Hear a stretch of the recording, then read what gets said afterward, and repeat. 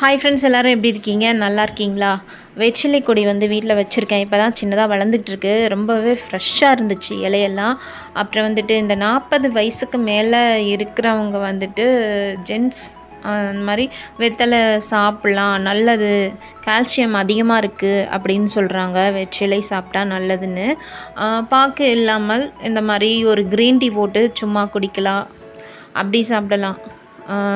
சளி தீராமல் இருந்துச்சுன்னா சளி தொந்தரவுகள்லேருந்து வெளியேற்றத்துக்கு உடலை வந்து நல்லா ஃப்ரெஷ்ஷாக புத்துணர்ச்சியாக வச்சுக்க உதவும்.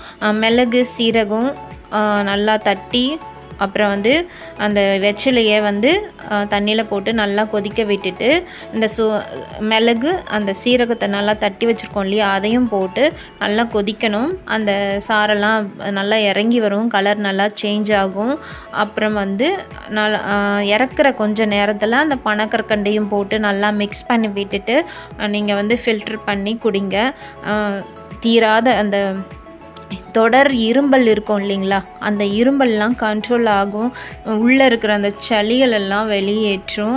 அப்புறம் வந்துட்டு உங்களுக்கு உடல் சோர்வுகள் எல்லாமே அதிலருந்து ரிலீஃப் ஆகிறதுக்கு ஹெல்ப் பண்ணும். நீங்கள் உங்கள் வீட்டில் ட்ரை பண்ணி பாருங்கள்.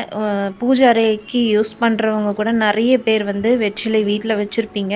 ட்ரை பண்ணி பாருங்கள் ஃப்ரெண்ட்ஸ். இந்த வீடியோ உங்களுக்கு பிடிச்சிருந்தா லைக் பண்ணுங்கள், ஷேர் பண்ணுங்கள். புதுசாக என்னோட சேனல் பார்க்குறீங்கன்னா மறக்காமல் சப்ஸ்கிரைப் பண்ணுங்கள். Thank you. Bye friends.